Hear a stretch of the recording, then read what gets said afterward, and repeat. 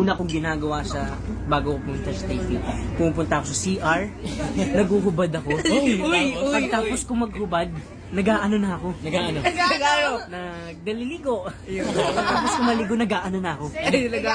Nagsashampoo. Pagtapos ko mag-shampoo, nag-aano na ako. Nagsasabon. Sabon sa...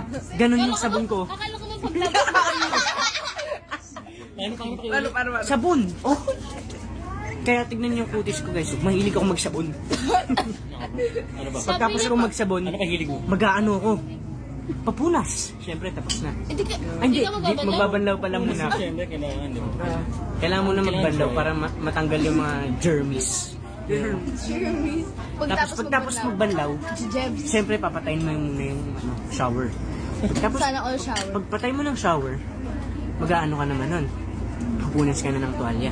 Pagtapos mo magpunas ng tuwalya, siyempre, ubarin mo yung tuwalya sa ano mo. Damit mo. Ay, damit mo.